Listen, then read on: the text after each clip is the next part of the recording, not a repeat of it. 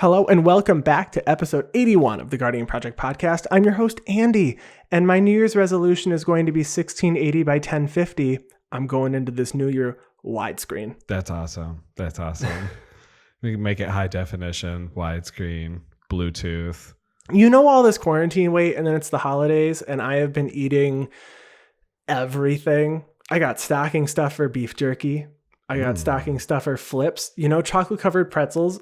Those things are like my go-to. Those are really good. And then my aunt dropped off one of those popcorn tins, but it's a fancy Harry and David popcorn tin. And there's like Cinnabon popcorn and dark chocolate popcorn and cranberry almond popcorn. And when I looked at the bags, they were like, this bag contains 1,500 calories. And I was like, well, I guess I'm going to eat 2 pieces of popcorn and move along. Why did you read it? You shouldn't have read it. I should not have read it, but I did. And I said I was going to be dieting this whole vacation to not. And I said, you know what? First of the year, we'll start then. Yeah. New year, new you. And I'm your other host. I'm your other host, Mike Coyle. And I feel like a blue player was following me around all of 2020 because it's getting really hard to get my resolutions to resolve. That's for sure. Please listen carefully. Yes, that is true. And I'm that blue player. Oh, countering no. your resolutions. That's true. And this is the podcast where we talk about all things Magic the Gathering. But mostly Commander. So Coyle, how was your Christmas? It was, COVID-19 Christmas. Uneventful. Yeah, uneventful. Got to see some people socially distanced and stuff. Just some small get-togethers. Drank some alcohol of the good varieties, and I was at least slightly merry, this season. It was good.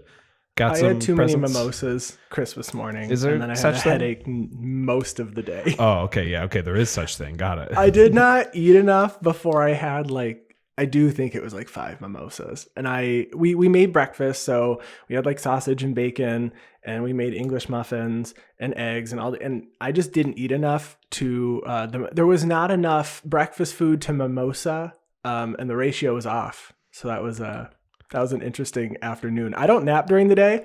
I napped on Christmas. Oh yeah, for sure. So Coyle, I heard about your gift. Yes. Why don't you tell all of our lovely listeners what joyous gift you received this year? I got the gift of fat. It is called a bread machine, and I already made 1 loaf of generic white bread in my bread machine, and it is so delicious to eat hot, fresh bread right out of the machine and be a disgusting human being and put pasta in between 2 pieces of bread and eat a spaghetti sandwich. Sketty sandwich? Because that's what I did, and it was awesome. I mean, when you're eating spaghetti, I mean, I don't know about everybody else, but do you not wipe the plate with the bread? Well, yeah. I wish I had a garlic spread too. I'm gonna go get a garlic spread and just make myself garlic bread just all the time. I will be 5 million pounds. And then as long as you bring me half a loaf of bread and you eat half and then I'll eat the other half, I'm good. I'll save you some calories. Oh, you'll complete my loaf, I mean? I will eat half your loaf. Oh, you're the best. So I will say the best, and this makes me feel so old now. My favorite gift that we received as a couple was a Costco membership. Oh, that's awesome. I didn't have one, and I joke with Nick, and I said I have never been to Costco without a grown-up. I've always gone with my parents or with his parents. I've never gone to Costco alone. Do you have a Costco membership? No. We went to Costco in college because the fraternity that I was part of had a Costco membership, because if you're going to feed 30 to 45 people, you might as well shop at Costco. Well, I love going to those places, but I've never gone because I don't have a membership. So we're going to go this week and get our membership cards.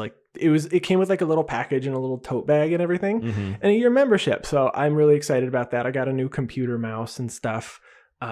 Ones with a bunch of buttons that I can program to play a bunch of games. So yeah, don't accidentally hit the back button when you're on spell table and disappear on all of your Don't friends. do that. I do that all the time. All the time. So speaking of spell table, segueing into the game of Magic, about our show. That's what we do.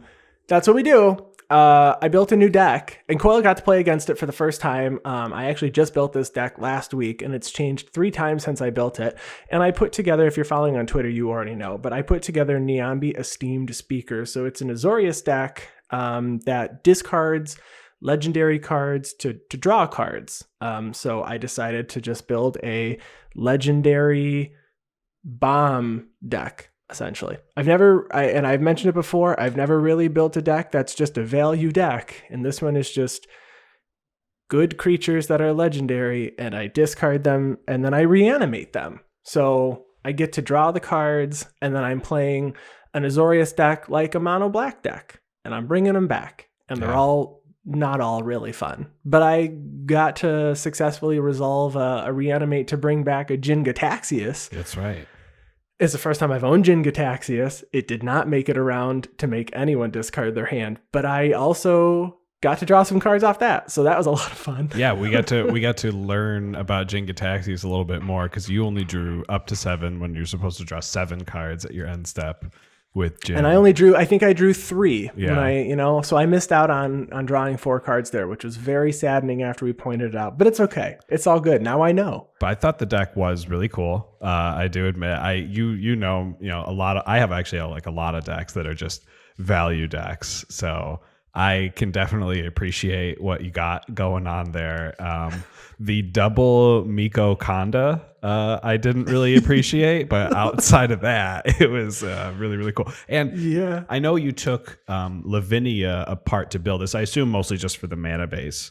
But you ended up playing Lavinia on like turn 3 or 4, and I was like, oh my gosh, Lavinia is bad. I was playing my mutate deck. I don't even know I was worried, but it brought back bad memories. Yeah, I took apart Lavinia Azorius Renegade. The power level was a little high compared to the other decks, and the intention of the deck was to lock the game out, which isn't really fun for everyone in the game, except really for me. So I decided to take it apart. I moved the entire mana base over, and then I got a couple more legendary spells. So I think I went through today, and I believe that I have 42 legendary spells in the deck.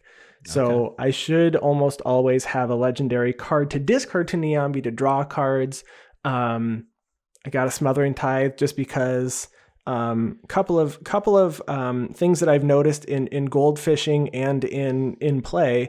Thieving Skydiver is really great because Niambi has that little clause that I always forget, which is when she comes into play, you can return a creature you control to its owner's hand. So I can use Thieving Skydiver again. And I don't have a ton of Enter the Battlefield legendaries, but the ones that do, like Azor or the Lavinia of the 10th, is pretty good with Niambi to be able to use them multiple times. Even bouncing your Sakashima back to your hand to get, to have it come in as a different clone or something would be pretty cool too.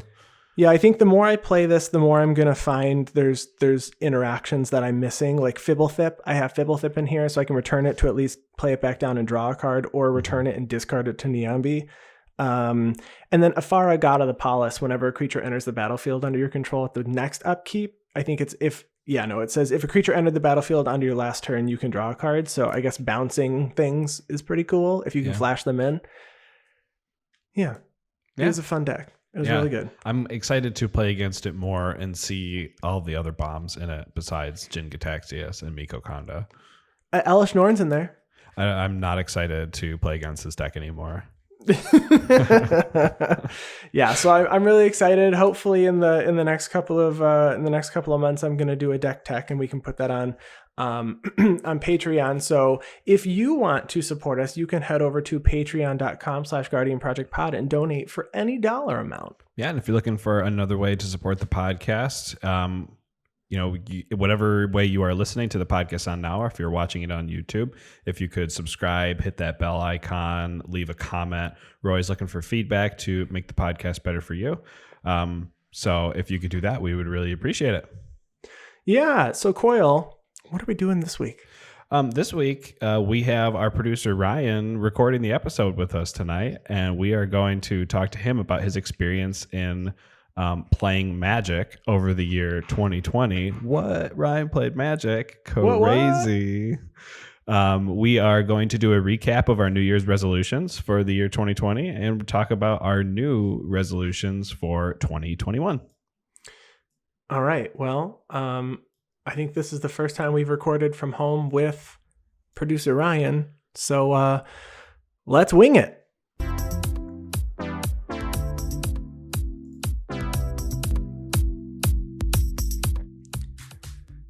All right. So, Coyle, one of your New Year's resolutions last year was to teach producer Ryan how to play Magic the Gathering. So why don't you start us off and tell us how that went? All right. So the first instruction that I gave to Ryan on how to learn how to play Magic the Gathering was to download Magic Arena.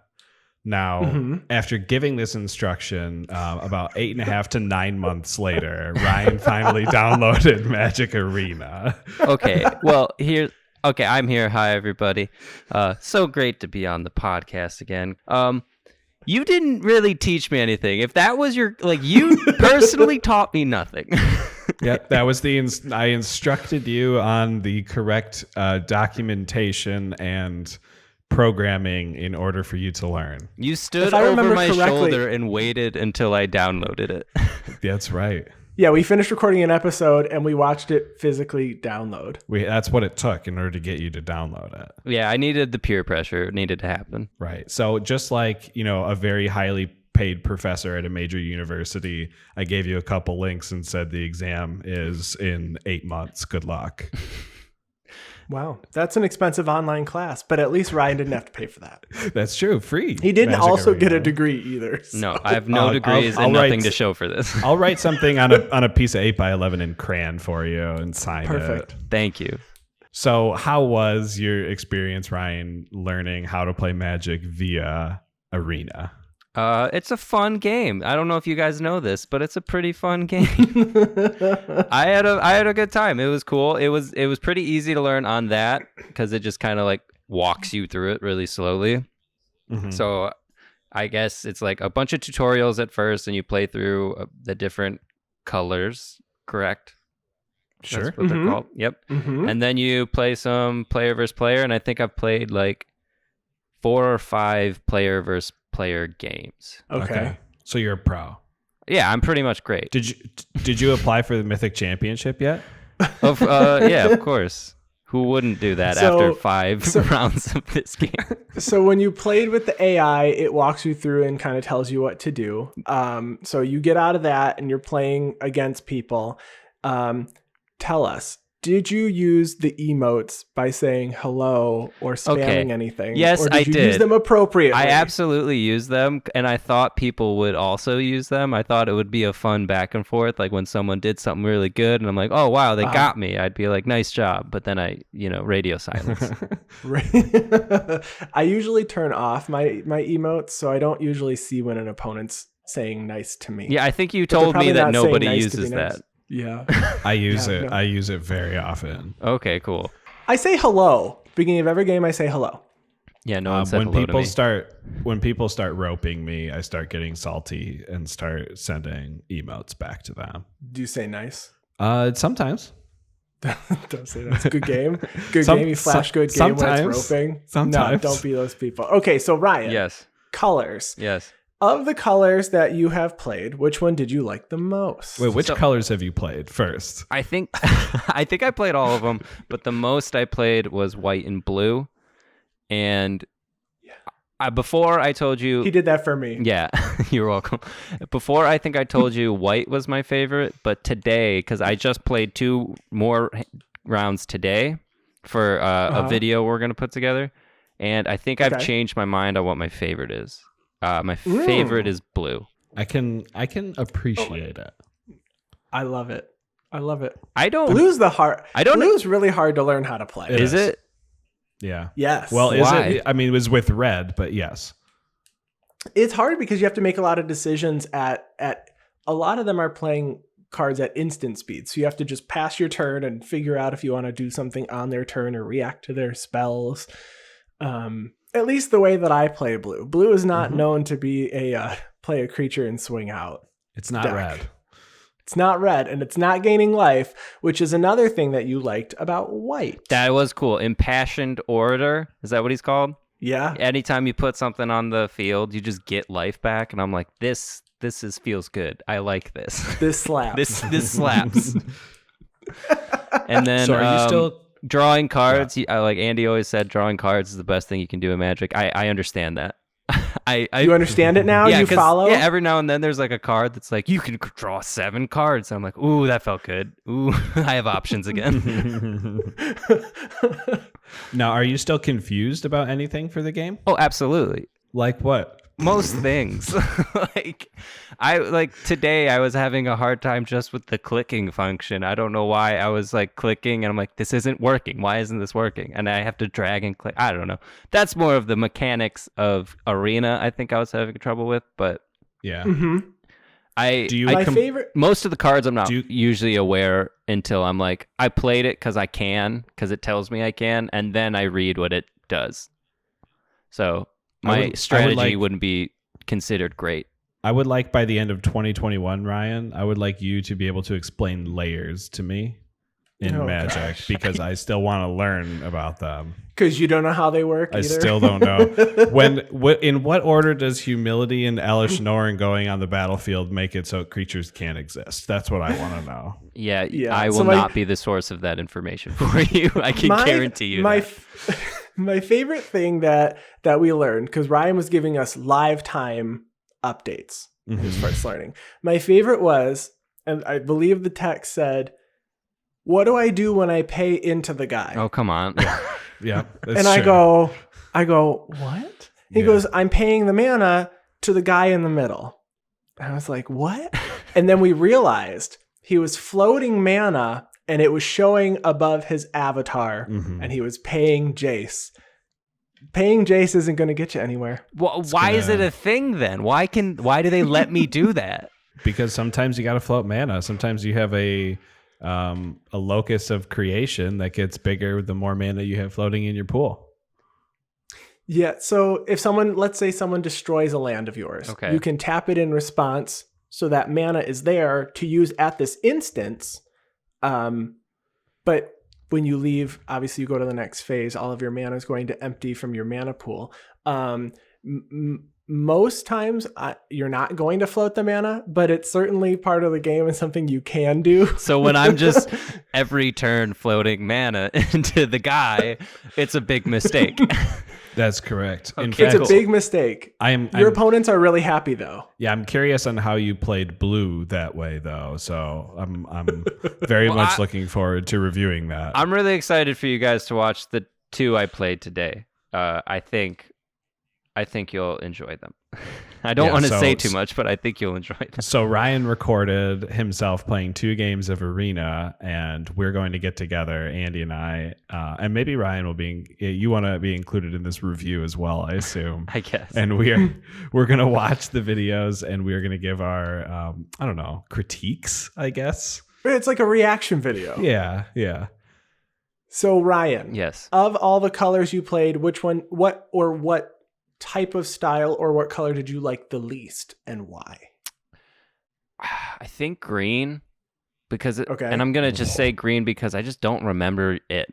Like I remember playing. It's not memorable, I guess. Yeah, I remember playing red, and I was like, okay, this is kind of cool. White, I loved because of the just getting life back. I thought that was cool. And blue, I rediscovered today, and I just don't remember playing green. Fair enough. What about? Did you mention black there? Nope, there was no mention of black. You know what? Maybe I don't like black because I didn't know. No, that it's was mysterious. Also not memorable. It's mysterious. Very not memorable, apparently. That's because Lazav made it that way. That's why you don't remember. Of course. So the other thing I think we'll have to do is we'll have to have you sit down with one of our accounts once, play a couple of games where you have. Don't do that to yourself. A larger card pool, so you can try out some other decks, because you are definitely playing with the intro pre-constructed card pool that they gave to you. But yeah, Impassioned Order. See, I think gaining life is a really fun thing for all new players. Mm-hmm. So I'm not surprised that you said white was your favorite, and then blue is just great. The deck you guys built me when we did the New Year's resolution, that's blue. It's blue green. Blue green. I guess I could try and use that now, right? Yeah. Like just playing paper with someone. Yes, you definitely should play Commander with us. with Maybe that that's deck. one of our, because we're gonna talk about some New Year's resolutions. Maybe we get Ryan to play. We record at least one game with Ryan this year. That is something that I want to do. Just watch you guys wipe the floor with me. No, you'd be surprised how strong your deck is, and we'll help you. You know what's funny is Brian, our former host Brian, has a Kumena deck as well. That's the deck that Ryan is referencing that we got him last year as a gift. I believe that Brian had just mentioned to me that his was like 9-1. So he has won 9 out of the 10 games he has played. It slaps. Now, if I play you guys and win, I'll retire playing Magic. Like that'll be my last game. Okay, then we have to beat Ryan then, Andy. Sorry. We have to get him to keep playing. all right, I guess I'll play the Locust God. Yeah, I'll play Consultation Cast, so it'll be great. Oh, well, I wasn't going that far.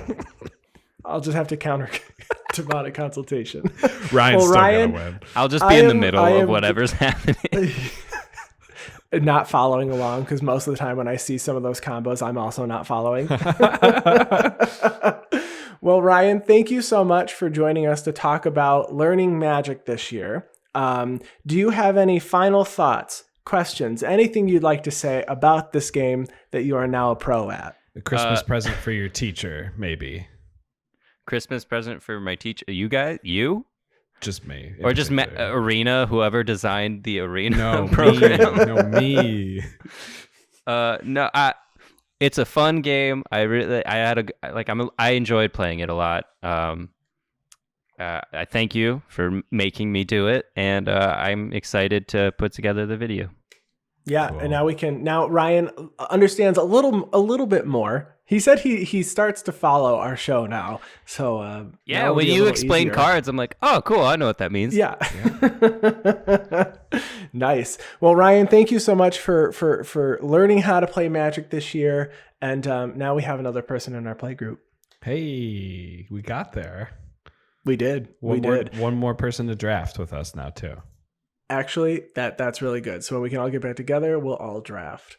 So circling back, New Year's resolutions. Let's talk about the ones that we had for last year. Yeah. And see if we follow along. Did we do a good job? So my first resolution last year was improving my puns.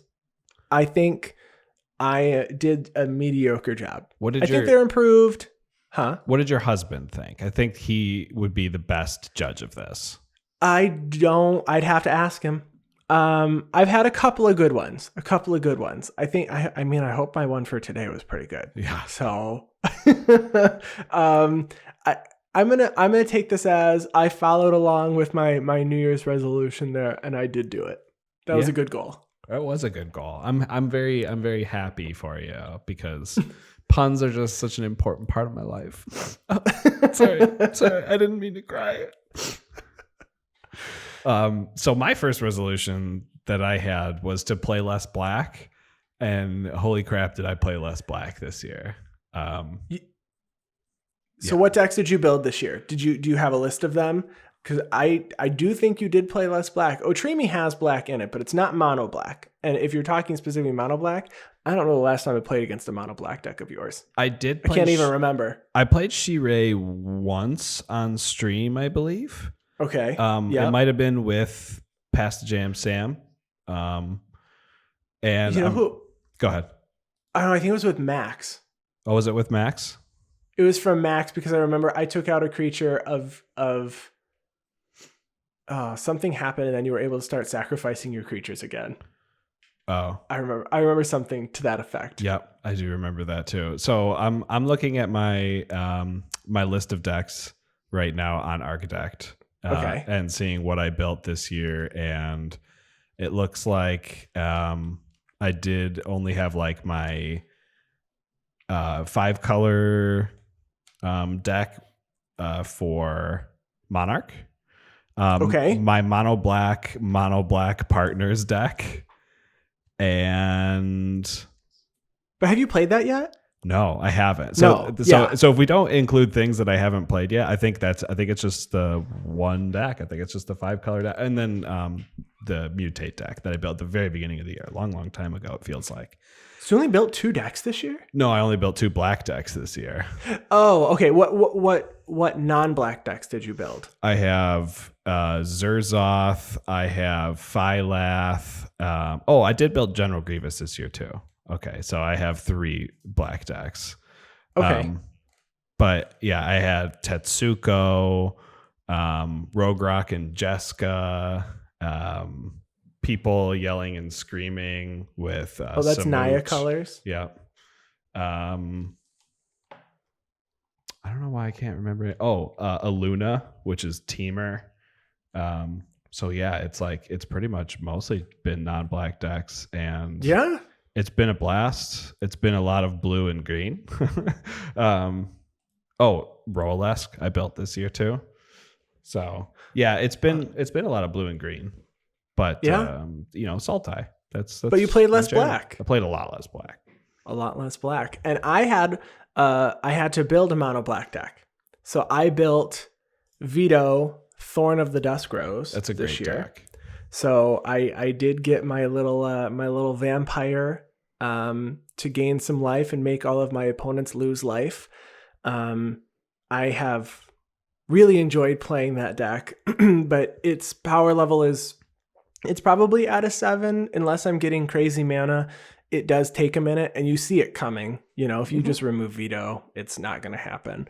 But I did. I think there was a game I played with you, and I cast a Torment of Hailfire for I think X equals 3 because I could, because I had nothing else to do, and you were like, "Well, I enjoyed that little Torment of Hailfire." Hey, 9 damage is 9 damage. It's nothing to scoff at. No. So I enjoyed Vito. It's certainly just in its original build. So I'm sure there is significant improvements that could be made to this deck, but I don't not enjoy playing it. It's not the exact same thing every time. And I tried to use as few tutors as I could, but I have them in there as like a win con to go grab my win con. Yeah. Your main theme is vampires, right? In that one? It is. The main theme is vampires, but I do have the Exquisite Blood combo in here. Right. But yeah, everything else is backup with vampires. And that's what makes the deck cool. It's not just trying to go for the combo every single time. Like you said, it plays differently every time. Yeah, it does play differently. I added, I think I built this. No, I guess I did make some slight upgrades because I added like Nighthawk Scavenger for a second version of second version of Vampire Nighthawk. A couple of new cards came out that just made sense to put in there, but overall I haven't done a total overhaul here. But I did get to add Profane Transfusion, which is that sorcery that costs 9 from Commander Legends. 2 players exchange life totals. Then you create an XX horror where is the difference between those, because exchanging life totals, if yours is going up and theirs is going down, it does count as life gain, so Vito will trigger. Yeah. Did you put the new Drana in there from our Zendikar set we got this year? I did not. No, I think it's just because it's a very expensive card. It like is. CMC wise. It is it's a lot of mana for sure. It's a lot of mana. And I'm only running 24 creatures, so I don't know how many of them are going to hit the graveyard before I start swinging with that Drana. Fair enough. I'm running quite a few artifacts to get mana because Vito costs 3. If you want to activate Vito, it's 5. The piece for the combo is 5, and then you have to have something out swinging and gaining life. And it's just I definitely need the mana, so I think I just focused more heavily on that than I did on the creatures. That's how I play black too. That's the way to do it right there. Yeah. All right. So my second resolution for 2020 was to play more Magic Arena. Okay. And I can say that I did not succeed in this one. I was playing Arena mostly when I was like doing a lot of my exercise and stuff, like walking on the treadmill and stuff. And 1, my treadmill broke. I still need to get another one. Okay. And 2, I when the pandemic started and everything, and everyone kind of got shut into their home, I was turning more to webcam EDH than I was to turning to Arena. So I did play not as much Arena probably this year than I did last year, but I can say that I played a lot more webcam EDH this year because it's the first time I played webcam EDH. I think that's the same for me, because you would think that I would have played more Arena, but because we already had the setup for Commander, I also think that I played way more Commander than I did Arena. However, I do hit my daily quests and I get all my like things that I have to get done. But I am not sitting there playing Arena constantly. But we had a lot of bannings, and I lost a couple of decks to my wild cards and things. So I said, you know what? I'm going to play with... So I've been playing a lot of Historic when I play Arena. But yeah, no, I feel you there. Yeah. So, I mean, I'm looking for... I always liked playing Brawl and everything in Arena, but it got a little bit stale. People seeing my Nethroid deck coming out of seemingly nowhere, but not nowhere, and blah, blah, blah. Hopefully, Kaldheim produces an environment that's really fun to play in Standard, and maybe I'll get a new love for it and play some more. But spoiler, playing more Arena is not on my list for 2021 resolutions. Yeah, no, fair enough. My last resolution that I made last year was to track all of my Commander games in 2020. I have tracked every single game that I have played this year to the best of my ability, hoping I did not forget any. Next week, I think we're going to talk about all the statistics, because it'll be a big old episode to digest break down. Is there anything at a huge zoomed out that you can say, like not even going deep into the statistics, but just zoom out on everything? Is there any comment you want to make on it? I played significantly more with commanders that I have higher loss rates than commanders that have higher win rates. Okay. That is what I have seen so far.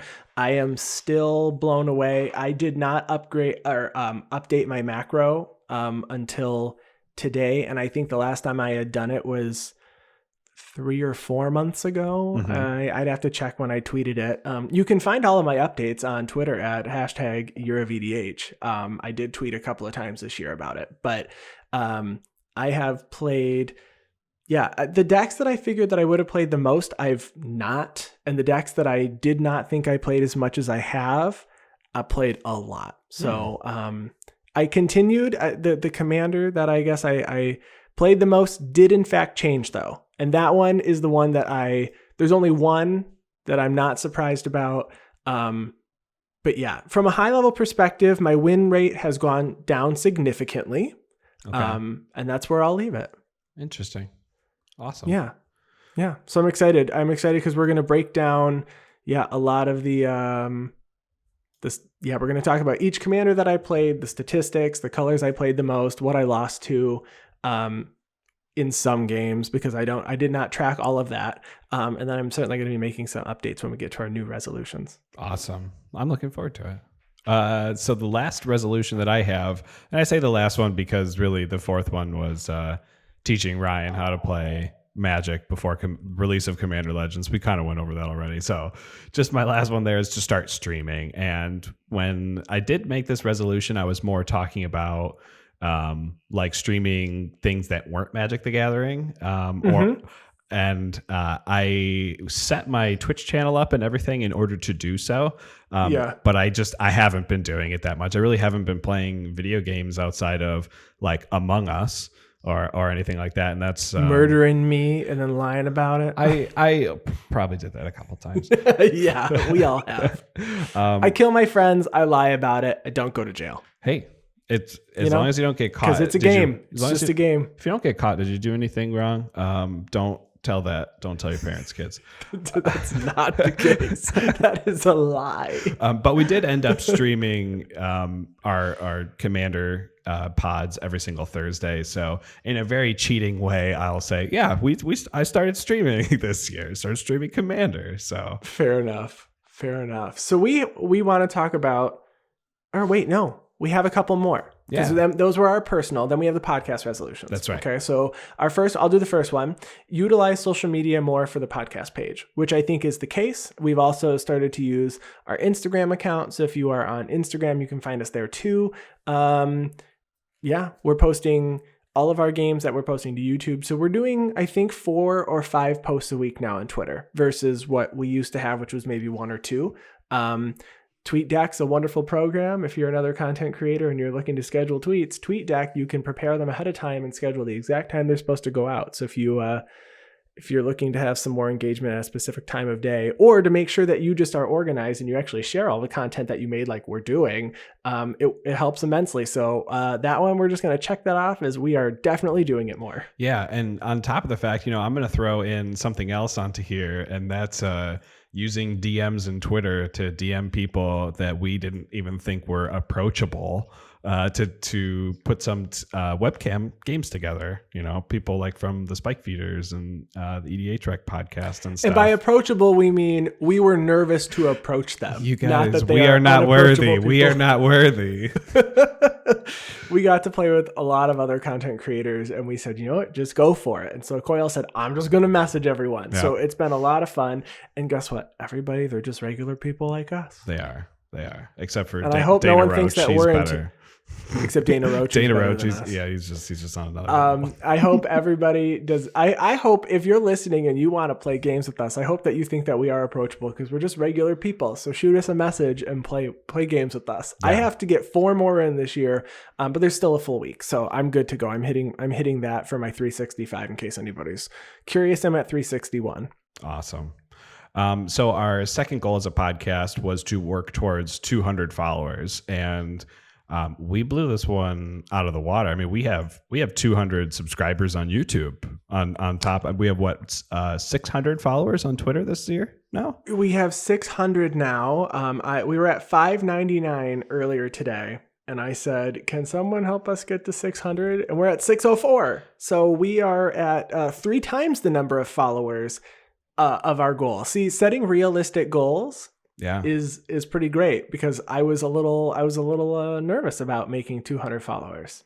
Yeah, it's been really cool. It's cool that many people care about what we have to say in honestly. Some fashion. Right. I hear you. And then piggybacking off of that, starting a small community of players. We have a lot of folks hanging out in our Discord. It is a patron reward. However, we opened it up because of the pandemic. So we were able to get a couple of folks in from our LGSs. We opened it up to all of the content creators that we've worked with, that we've streamed with, that we've collaborated with. So we've got a good group in there. And I honestly would say at this point that there is at least a game a day of Commander firing off now. We used to have a couple games a week, but now it's a couple games a day, it feels like. Mm-hmm. People are saying, anybody free right now? And we have had games at like as early as like 9 or 10 o'clock in the morning. And then I've seen games where people are starting at like 10:30 at night. So it's just people are sending messages and everybody else is responding. So it's been really great. And I think a lot of our Discord users have spell table set up. So yeah, for sure. Yeah, I mean, we have people from, on the Eastern time zone where we are, a ton of people on the West Coast. We have, some of the guys from the Commander Crunch in Australia, people in England. So there always seems to be a game firing off no matter what time zone you're in even. And I never know what time zone anyone else is in. I just, I show up when I'm asked. I show up when I'm asked, and I hope everyone else is awake. So new resolutions for this year. Yeah. So I'm going to start out with an easy one. Actually, this one might not be easy. It might be just really difficult. Extremely difficult. I'm finding it to already be very difficult. So finding more mist-colored Dragon Shield sleeves. Yeah. They are elusive. They are a limited run. It was a specialty. They are not being printed again. And I am really sad that I decided to make my cube and all of my commander decks that I've double sleeved in my favorite color, which is mist, which is just a fancy way of saying gray. I love gray. It's not silver. It's actually gray. And it looks really good, and you can't see cards that are double-sided. Some of those lighter colors you can see, like the flip cards, right? So you've got the cards from Ixalan, the Growing Rights of Ithilmok. You've got cards from Innistrad, the Werewolves. Those you actually can't see through the back, which is one of the benefits. So you don't have to get like those smoky the inner sleeves. So I just have to find them now. And I purchased out one of our LGSs, and I got 10 boxes like last month. And I just need to find other LGSs and buy all of them. And if you're listening and your LGS has missed Dragon Shield sleeves, please send me a DM because I will pay you to have those shipped to me because I cannot find them and I'm going to run out and I'm going to be sad. And I really don't want to have to unsleeve and resleeve in a color that's readily available. No kidding. And when Chase was playing with us, Mana Curves, on Twitter a couple of months ago, even she was saying that she likes the lilac sleeves, those ones that are like kind of pink purplish. And those were also, they're just not available anymore. And so even she said to us, if you can find those, please send them to me. I will pay you for all of them. So please be on the lookout for Mist and Lilac and send me a note. Yeah, I actually just went on eBay to see what was on there for Mist sleeves, and I see the first listing, buy it now for $9 for a box of Mist sleeves, as long as you pay $43 in shipping from Italy. So there you go. Oh my God. I saw something on Amazon, and it was like $89, which leads me to believe it might be like a case of Mist, because that would be like a couple, I don't know how many boxes are in that. But then when you click on it, it's a picture of like one of those matte dragon art sleeves. And I was like, this says Mist, but the picture is not Mist. Mm-hmm. So I'm not purchasing it. So that's my goal. I'm setting a really high bar here, but I feel like I'm setting myself up for failure. But we will circle back like we did last year. We'll circle back to this sometime in the middle of the year to see how we're going. And then we'll do our full show on it. So that's Absolutely. my first. What do you got? All right, so my first is a lot more fun than yours, in my opinion. And it's to build an enchantment deck. So I've never had an enchantment deck before. You could maybe argue that SRAM is an auras and equipment deck, so maybe it's kind of enchantment, but just a straight up enchantment deck that's not a dirtle enchantment deck. When you see a lot of enchantment decks out there, it's just like, put an enchantment out. I have 6 card draw triggers. I draw. No one can attack me unless they pay 500 mana, and your spells all cost 3 more to cast. Turn. I feel like you may have just said that targeting me. I feel personally attacked. I'm not personally attacking you. I'm attacking literally all of you out there that play this deck. Yeah, I played Esther the Masked. So I did play that. And it was, in fact, Pillow Fort and kind of Staxy. It did have the OG stacks in there. I mean, I was running Stasis. I was running Winter Orb. And then I was like, I'm not a nice person.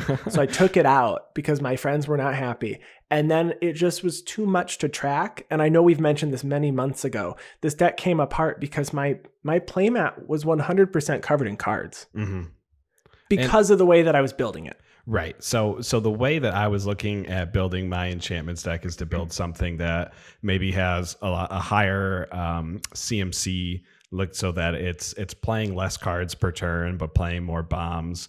And I know curses are pretty cool. So you know, the new Gen looks cool. I was just going to ask if you were going to play Gen Arcanum Weaver. So when I was looking at this, at what commanders I wanted to build this enchantments deck for, I was obviously looking at Zur.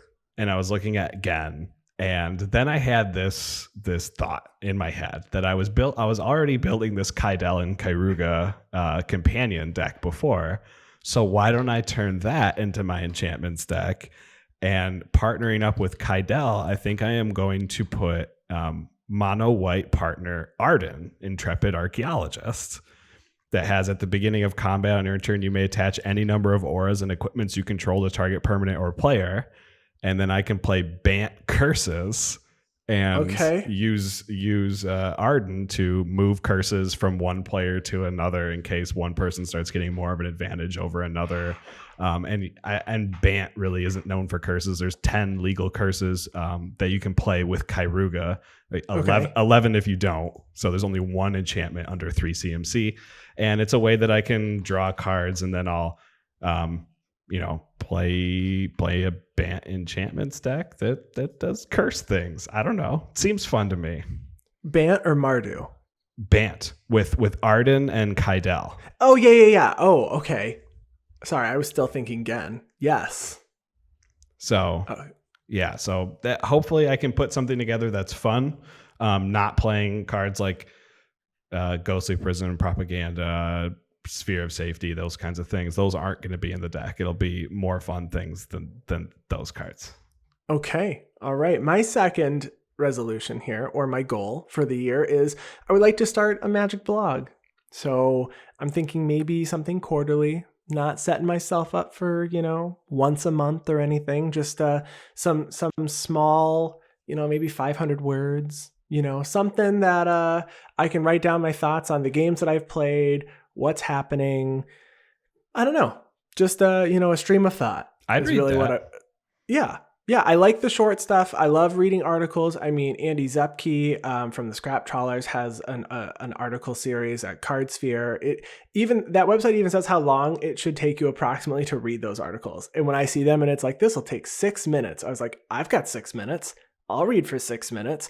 I would love to start something. We can put it on our website. I mean, ultimately, I would love to be able to start writing. What's funny is I actually went to school for writing for part of my undergrad, and then I just don't do it. And I said, well, I have things to write about now, and it can just be something on my own terms with no requirements. And so I'm thinking maybe like quarterly, right? So I might do like 4 this next year, sometime in the first 3 months, and that's the goal. So I think I'm going to try and start a blog. Yeah, that should be a lot of fun, and maybe I can help out with a subject here and there on your. You can proof it and edit it for me. I'll be your editor in chief. Perfect. As long as I get to be in chief as well. I know there's only you going can to be be my editor in but... chief for my blog that will have four potential 500 word pieces a year. It's going on the resume, baby. All right. So my second goal for this year is going to be similar to something that you did this year, Andy, and with your 365 games. But I'm not going to put a goal on the number of games. I'm just going to record the games that I play, record the other decks that I played with, so that I can better look at my decks, maybe my deck's power levels, or what decks my decks play well against, or play well with, or don't play well against, just so I can better determine how strong a deck is. Because I know I've been playing with my new 5-color Monarch deck, which I kind of put together to be a janky, I just want to play all these Monarch cards, and has very quickly turned into this is a really good deck. Mm-hmm. So I want to better look at my decks and my deck's power levels, and making sure that not only am I having fun playing the game of Magic, but everyone in the pod is having fun playing the game of Magic with me, and make sure that my decks are appropriate for the pods that we are playing in. Yeah, and good call on not choosing a number, because the picking 365 and then the world shutting down, you could never have seen it coming. I did not expect that in January. But I would have gotten much further ahead. So good call on just recording, but not setting any expectation that's unattainable. Yes. Or that's going to crazy stress you out in the last month of the year. But I did it. I got really far. I think there was one day when I played like 5 games. So that was pretty cool. Yeah. All right. My next one is having more thoughtful, like Rule 0 or pregame discussions based on intention of decks as opposed to power level and specific number. I have been reading so many articles, lots of discussion on Twitter, other podcasts, and I couldn't agree more. I think the pregame discussion needs to be less of what power level is your deck, and someone says it's a 7, and more of a, with your 7, what are you intending to do? Mm-hmm. If your 7 is, I'm going to, and I'm not picking on the Kenrith deck, but if your 7 is, I intend to potentially play a Seaborn Muse, draw 4 cards at the end of each of your turns, and reanimate a creature that's going to fog you every turn, I'm going to pick a different deck than one that's like Sigarda Humans, because I'm probably not going to do well against a fog potential reanimate strategy, and I might need to go with something that has potentially 2 alternate win cons or a lot more targeted removal to try and deal with those issues. And I think that that's the way it needs to go now, and it not just be, we needed somewhere to start, right? And that's what we said earlier this year when Channel Fireball came out with their grading scale, and everybody, we just needed to see where we could put these numbers and what kind of might go with those numbers. But I think now intention is better than Niambi, my goal is to reanimate a potentially really nasty blue-white bomb. Okay, well then maybe you're going to want to put in one Bojuka Bog. Fair enough. Yeah. If that's my intention and you need an answer, think about it. And that's what I'd like to do. More thoughtful discussion about what the decks are going to do. Yeah, I remember going all the way back to Command Fest Chicago. We had a lot of discussions like that because I had a Grim Monolith in my She-Ray deck. It's like, yes, I have a Grim Monolith, but it's also She-Ray. So, yeah. Yeah, definitely. You did that because you needed to be able to cast She-Ray after it's been removed twice. That is and correct. Not so you could power out something crazy. That is correct. Yeah, fair enough. So my third resolution is one that I think, Andy, both you and I are going to share this one, and that's going to be drafting Commander Legends. Yes. Because we never got to do it.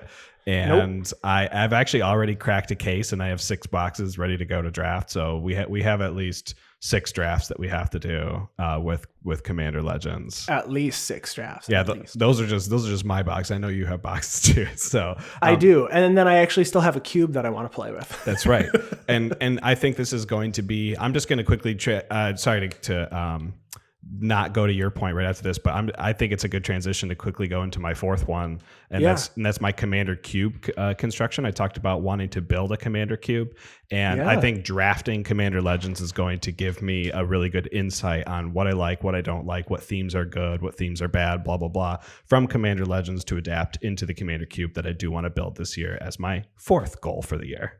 Yeah, that's exciting. I love drafting, so you call me when we're all able to get back together, because hopefully now that we are having some of the vaccines distributed to at least frontline workers, in the next couple of months we may see some changes there, which is obviously the goal, and then we can get back together with people, which would be really great. My last goal for my personal goal is to stream more Magic for the creator program. So I do stream the early access event every time, but I haven't been streaming a ton because we've been doing a lot of working on upgrades this year. We've got our virtual cams up. So you can see us when we're streaming now. We've worked with Chris Wolf to get a couple of overlays made. We've been working on our audio. Coyle improved his setup. So we were more focused on improving our show than I was on promoting my personal self. So I would like to stream more for that next year. But again, I'm going to leave it with an asterisk of I would like to stream more, but the goal is not to do anything specific amount wise. So for the podcast, we have a couple goals. The first one, we would love to get a sponsorship next year. Yeah. So we can reach out to some folks and see what we can do. There's a lot of great sponsors. And now that we are 81 shows in with a pretty good amount of backlog content, that would be really nice to be able to get a sponsor this next year. If you would like to sponsor the Guardian Project podcast, you can send us an email at guardianprojectpod@gmail.com. Or tell us where to email you, and we can email you. Our second goal as a podcast is to, we talked about it a little bit, to create a monthly video for patrons. So we do have a little bit of exclusive content for patrons right now. We talked about that video that we're going to be recording with producer Ryan. That is going to be patron exclusive content. So we're going to have some fun stuff. We're going to have some deck guides and stuff, but we're looking to produce at least one video per month specifically for our patrons. Yeah. And then the next one is to really stay organized. We are going to be scheduling all of our streams and then topics for our shows pretty far in advance. Last time when we streamed everything, or when we scheduled all of our streams, I think we were 3 months out at one point. So if you would like to be on one of our streams and you don't hear from us, we're going to be doing that in the next couple of weeks here. Send us a message. We would love to have you all set up. We'll do like audio checks and all that stuff. But yeah, being organized and staying ahead of the game here. Yeah, it really helped in this fourth quarter. I thought we did a really good job. Yeah, that was great. So the next one that we want to do is to revamp our Discord and make it, a little more features here and there. Set up different roles for different people in the community. We want to make our Discord more than just a place where you can come and chat and find games. We want to make the interactions between the people in our Discord a lot more meaningful. So we're looking to create a community of, and I know we see it in a lot of other Discords of even more than just Magic content. I know we pull people from our Discord to play Among Us all the time and that kind of stuff. So we want to make it a really good community of people. Yes. The next one is I would love to double the number of our patrons. I think that's a pretty good goal to have. We have a lot of really great followers here and supporters of the show. And I believe that we are at 11 now. And we appreciate every single one of you. And I would love to let's try to double that. Yeah. Let's try to get a couple of more people in there. And that'll help us to get more swag. We are working on that. So we'll have playmats very soon. We're going to order those. We're working on the design. And then the more support we have, the more we can give back. Yeah, and hopefully that's a snowball effect, or the more support we have, the more that we can give our patrons, and then we get more patrons, and then we can give the patrons more, and blah, blah, blah, blah, blah. Avalanche. I mean, let's get t-shirts. Let's get flags mugs, that you can put on the back of your car. Just like going around the neighborhood, just waving your Guardian Project flag everywhere. Maybe car decals before flags. Okay, deal. Decals, I think, a little easier and less difficult to set up. One of those ones where you can put it on your front passenger window or something, so when you roll it up, it looks like Roalesk is sitting in your seat instead of you, or something like that. That's exactly what I was thinking. Yeah, and then the back seat would be Voral showing all 12 abs. So many abs. So flexing. So the last thing that we want to do as a podcast is to take the 200 subscribers that we have on YouTube, and we're going to increase that. We're going to more than double it. We're going to get 300 more subscribers. We want to have 500 subscribers on YouTube. We've been talking about some ways to make some of our content on YouTube. I guess this might be a bad frame of reference to say, but more watchable. Some of our We'd Twitch love to do games, some editing. Exactly. Editing some of our Twitch games down to something that maybe you can digest in 20 or 30 minutes, similar to what something like MTG Mudsta does. We look to him as kind of a pioneer in the YouTube Commander gameplay. So stuff like that to make watching it better for you, the viewer. Yeah. Yeah, so I think we've got some really good goals here for the next year, and we'll check in June, and we want to thank you all for listening as always. And if you want to contact us, you can find our podcast online at theguardianprojectpodcast.com. You can find our social media on Twitter at GuardianPod, and our gameplay videos on YouTube at youtube.com/theguardianproject. And if you want to email us, you can email us at guardianprojectpod@gmail.com. That was a mouthful and really fast. You can find me on Twitter at ATFlory. You can find me on Twitter at WormCoilEngine, and we want to give a special thanks to Ryan Nichols, our producer. I don't know if he's still listening or not, but thank you very much. Oh, there he is. And our editor. And we also want to give a special thanks to Chris Wolf, who creates all of our thumbnails and overlays for our videos and streams. So thank you very much to both of you. We hope that you had a good year and that you're going to have a good year this next year as well. Yes, and we hope you all have a great new year and enjoy enjoy the end of 2020, and we will be ringing in 2021 in just a couple of days. So we hope you have a great new year, and we will talk to you. I love saying this. I'll talk to you next year. See you next year, guys. Bye. Just think about it. We get to stab 2020 and bury it. We'll never have to see it again.